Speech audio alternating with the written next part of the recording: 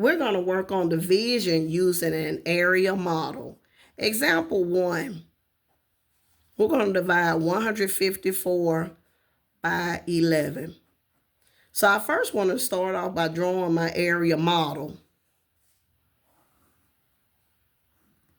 I want to put my 11, my divisor, on the outside of the area model. So the goal I'm trying to do is I'm trying to think about what number can I multiply by 11 that's going to give me a number that's close to 154. So I can either think about my timetables up to 12 that'll give me an answer close to 154. Or if I'm not really good with my timetables, then I want to think about what is a friendly number that I can use that's going to give me a number that's close to 154.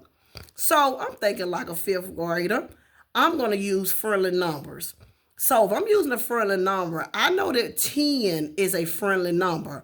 I know all of my 10 timetables. So I'm going to start off with multiplying 11 by 10.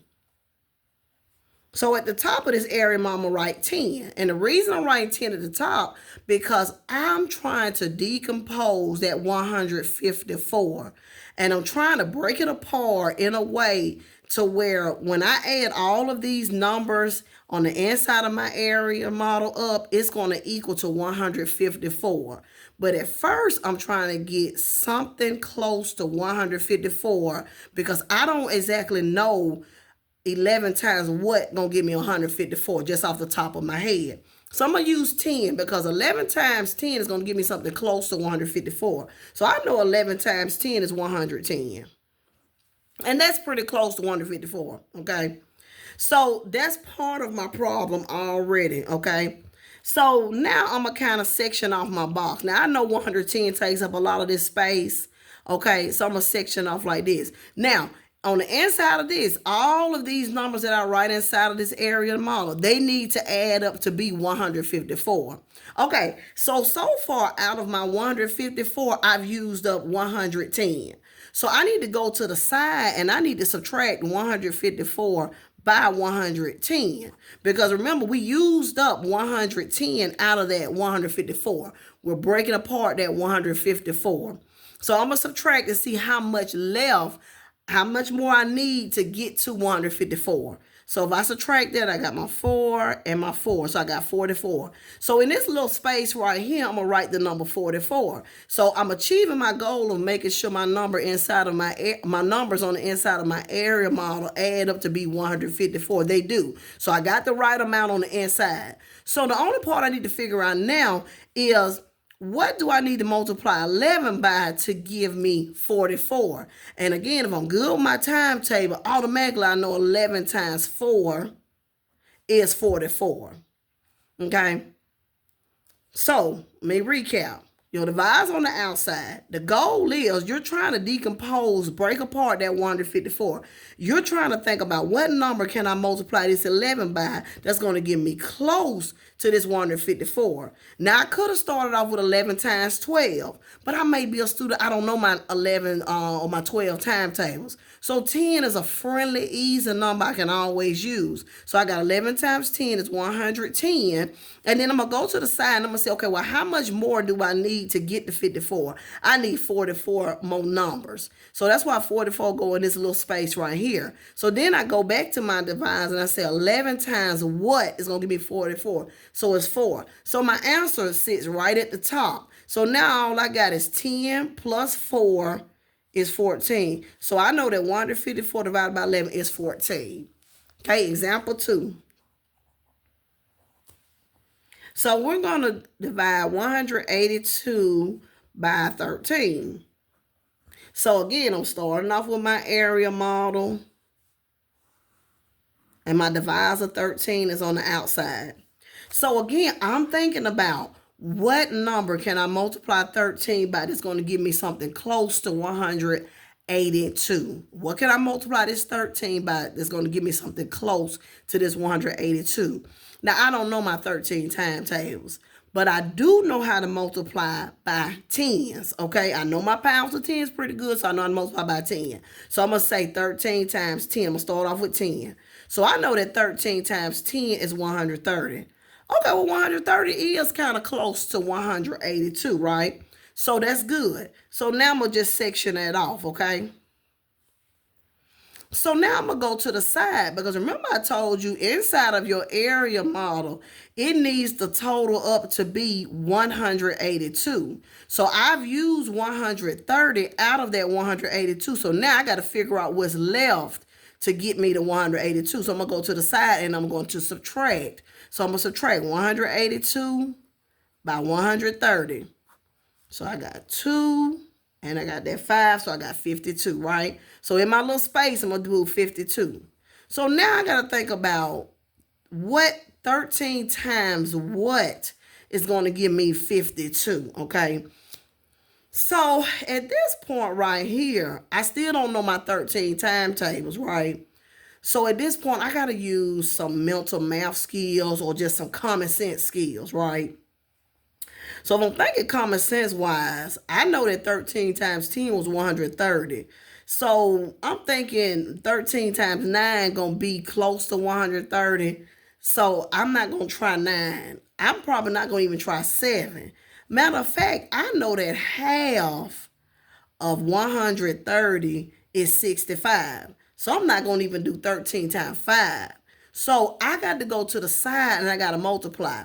Now, one thing is good to tell your students too. When the number is that low, more than likely it's going to be a one-digit number up here. So that's something to kind of like stress to them when that number is kind of low or close to the divisor.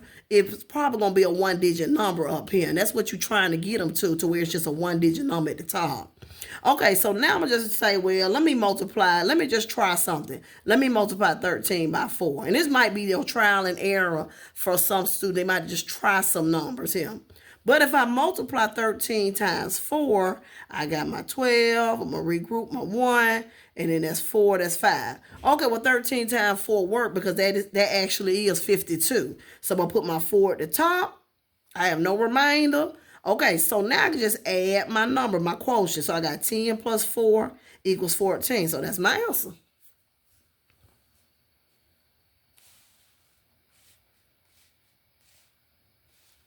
Okay.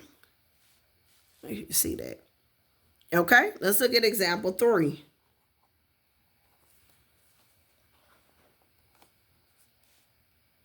Okay, so example 3, I got 576 divided by 24.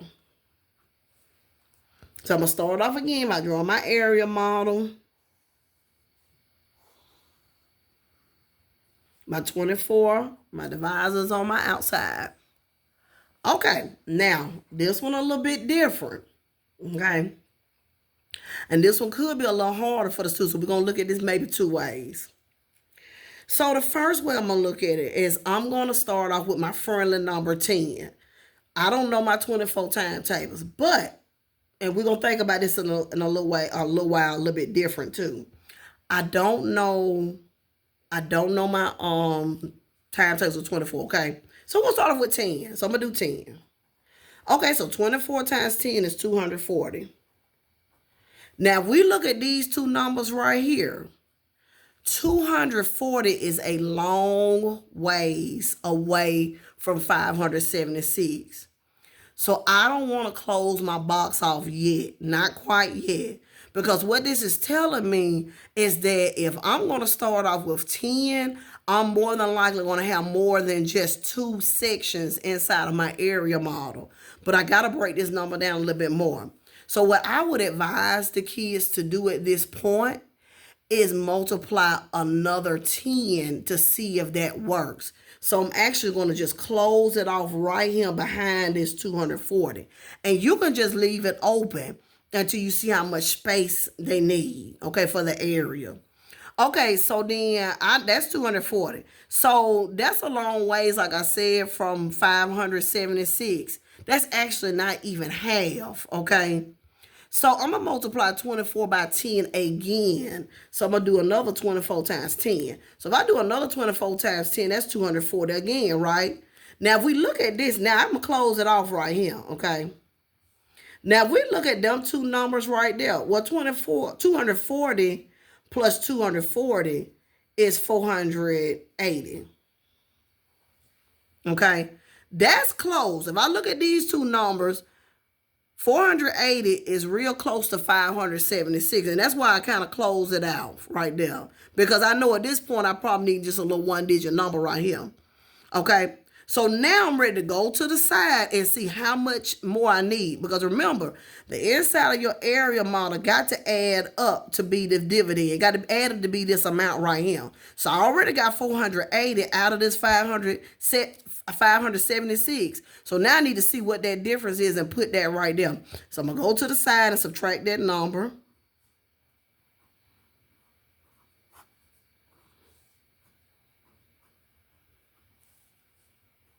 Okay, so when I subtract that number right there, I got 96 left. So 96 gonna go in this little box. Okay, so now at this point right here, I got to kind of figure this out. I got to do a little bit of a critical thinking, some mental math. I got to make some sense of this now. Now, I know that 24 times 10 is 240, right? So in my mind, I'm not going to use 8, 9, 7, 6. I might even try 24 times 5. But I'm not going to use that because I'm just thinking mentally. I'm thinking about if that's a quarter and that's $1, probably 4. So I'm going to multiply 24 times 4 and see if that works. And if it don't work, it's trial and error time. But try to help the kids reason on what one-digit number they want to use. Let them make sense of it so that they won't just be writing all of the multiplication facts down, trying to figure out that little last little part. So we're going to try 24 times 4. So I know 4 times 4 is 16. Regroup my 1, and that's 9, right? So that's a 4 right there, okay? So then my answer, I'm going to add all these numbers at the top for my quotient. So I got 24. That's one way to do it, okay? Now, another way you could have done it, put your 24 on the outside again. Now, a student that got a little bit of reasoning skills or number sense, they might automatically see that 10 is too small. So for them students like that, encourage them to try something bigger. So they might have already off the top of their head said 20. Let them try it. Now at this point, they do have to go to the side and kind of multiply this. But some children got number sense skills. So they might automatically know, okay, well, 24 times 20. If I think about that 24 and that 2, that's 48, and then my 0 there. So I got 480. If you got students like that, let them try it that way, because that's really good if they can just see it that way. So if you try it that way, just do your 20 up here. Okay. And then you got that 480. That's a big chunk right there, so I'm going to block that out like a little small section.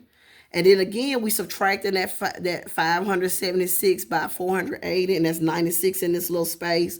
So that means that's 4. And then you get your answer that way, and you see that's 24 too. Okay. Another way you could have done it, you could have had kind of told them, made them think more critically. If I got 25 cents, you could have made that maybe 25 cents in their head, did it mentally, and say, okay, if that's 25 cents and that's $5.75, maybe turned it into money, a money scenario so they can kind of count the coins. Okay, if I got 25 cents, I got $5.75, how many quarters would I need to get $5.76, something like that? But you got to do something to help them kind of think a little bit more critically, because if you don't give them something like that, it will make this a little bit harder. But I always kind of let them start off maybe with 10, a little friendly number will work. But then hopefully once they kind of get used to this way, then some of them will catch on, okay, I got 2 10s, I could have just used 20 instead. But I hope this helps.